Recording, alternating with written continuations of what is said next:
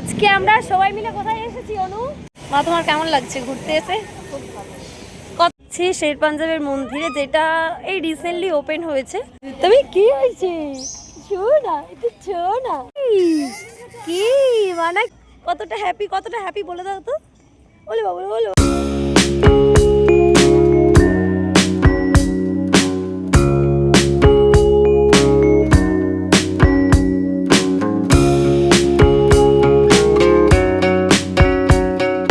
এগুলোকে বেশি তুমি যত্ন করবে।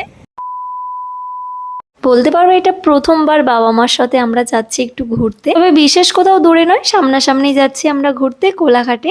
তবে ছোটবেলায় দেখতাম মা বাবা আমাদেরকে নিয়ে ঘুরতে যেত, কিন্তু বড় হয়ে যে মা বাবাকে নিয়ে আমরা ঘুরতে যাচ্ছি এটা আমাদের কাছে একটা অনেক বড় পাওয়া। নিলে এখন আমরা সবাই মিলে ঘুরতে বেরিয়েছি মায়ের সাথে। আজকে আমাদের পুরো ফ্যামিলি এসেছে, তো ফার্স্টে ওরা চলে এসেছিল আর আমি বাবা মা তিনজনে এসেছি। আজকে আমাদের সাথে এসেছিল আমাদের একজন স্পেশাল গেস্ট, মানে আমাদের পুচকি সোনা। ও তো ভীষণ এক্সাইটেড, কারণ ওর যেহেতু এই প্রথমবার কোথাও রাত্রেবেলা ঘুরতে যাওয়া। আমরা সবাই সন্ধ্যে বেরিয়ে পড়েছিলাম, কারণ পুচকু সোনাকে নিয়ে বেশি রাত করা যাবে না। কোলাঘাটে আসার পর আমরা চলে গেছিলাম একটু শের পাঞ্জাবে। না, ওখানে খাওয়া দাওয়া করতে যাইনি, আমরা ওখানে একটু ঘুরতে গিয়েছিলাম। আর শের পাঞ্জাবের ভেতরটা ভীষণ সুন্দর করে সাজায়, পুরো লাইটিং দিয়ে তৈরি করে। এই যে আমাদের পুচকি সোনা দাদুর কোলে উঠে এখন চারিদিকটা ঘোরাঘুরি করছে। ও তো এত লাইট দেখে সত্যিই কনফিউজ হয়ে গেছে যে কোন দিকে তাকাবে। মা তোমার কেমন লাগছে ঘুরতে এসে? খুব ভালো।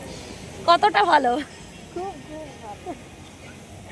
এই যে মানুষটা বললো যে আমার ঘুরতে এসে ভীষণ ভালো লাগছে, এটা হচ্ছে আমার মা। তবে জানো তো মারা একটু বেশি ইমোশনালি হয় বাবাদের থেকে। বাবারা হয় তারা বুঝতে দেয় না, কিন্তু মারা একটু বেশি হয়। বিয়ের আগেও মাকে ভালোবাসতাম, কিন্তু বিয়ের পর যেন একটু মাকে বেশি ভালোবাসতে ইচ্ছে করে, কারণ মায়ের থেকে এতটা দূরে থাকি, তো তার জন্য। শের পাঞ্জাবে যেহেতু রিসেন্টলি মন্দিরটা ওপেন হয়েছে, তো মারা এর আগে কখনো আসেনি, তাই ভাবলাম যে মন্দিরটা মায়েদেরকে একটু দেখিয়ে নিয়ে আসি।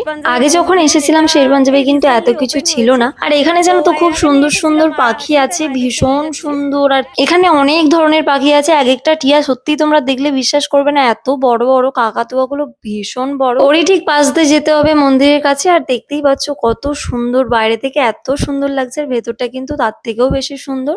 তো আমরা একদম মন্দিরের সামনে চলে এসেছি। তো এখন এখান থেকে জুতো খুলে আমরা ভেতরে ঢুকবো। আর ভেতরে কোনো মানে ক্যামেরা এলাও নেই।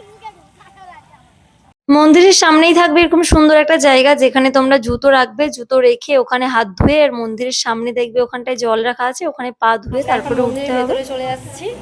এখানে যেহেতু ক্যামেরা এলাও নেই, তবু ফার্স্টে আমরা মন্দিরটা দর্শন করে নিলাম, তারপরে ওখান থেকে প্রসাদ খেয়ে আমরা আবার বেরিয়ে পড়লাম। যেহেতু আমাদের সোনাই অনেকটাই ছোট, তাই বেশি আমরা রাত করবো না, তাড়াতাড়ি বাড়ি চলে যাবো। মন্দির থেকে বেরিয়ে আমরা এখন যাবো দা হলি ফ্লোতে। আজকে যেহেতু সন্ধ্যেটা আমরা সবাই বাইরেই কাটিয়েছি, তো ভাবলাম যে আজকে বাইরে খেয়েই বাড়িতে যাব। যাওয়ার পথে আমরা একটু চলে গেছিলাম পাখি দেখতে। এখানে অনেক ধরনের বললাম তো পাখি আছে। যেহেতু পাখিগুলো ভীষণই আওয়াজ করছিল, তাই মানুষ ভীষণ ভালো লাগছিল। ও চারিদিকে শুধু ঘুরে ঘুরে দেখছে যে কোন দিকে আওয়াজটা হচ্ছে। কে দেখবে ওইটা ফটোটা তুই? পাখি, হ্যাঁ পাখি দেখবে জুজু। হ্যাঁ গুরু গুরু করতে আসছো? কি গো গুরু গুরু করতে আসছো? হ্যাঁ গুরু গুরু গুরু গুরু করতে আসছো? একটু কিছু বলে দাও তো, একটু কিছু বলে দাও। এখানে বলে দাও কিছু একটা। তুমি তুমি কতটা হ্যাপি বলে দাও ঘুরতে এসছো, কতটা হ্যাপি বলে দাও তো। বলে বাবু বলে কতটা হ্যাপি, মানে কতটা? অনেকটা অনেকটা। আচ্ছা আমার সোনা একটা হাম্পি দাও মানে। একটু ঘোরাঘুরি করে আমরা এখন এসেছি হলি ক্যাফেতে। এখানের অ্যাম্বিয়েন্স নিয়ে তো কোনো কথা হবে না।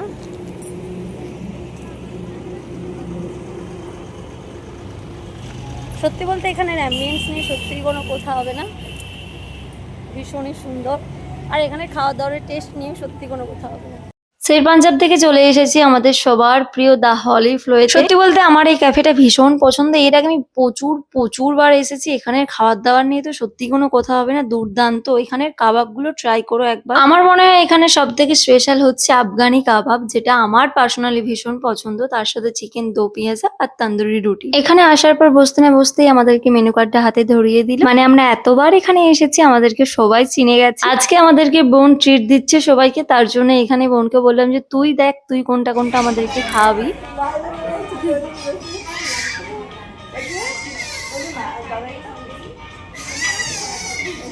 আমাদের পাশের টেবিলে একটা ছোট বাচ্চা ছিল, মানা তার সাথে প্রচুর খেলছিল। আমরা ফার্স্টেই নিয়েছিলাম ড্রামস অফ হেভেন, যেটা খেতে দুর্দান্ত ছিল, মানে এক কথায় জাস্ট ওয়াও। বোনকে দেখে বুঝতেই পারছো কতটা খেতে ভালো হয়েছিল।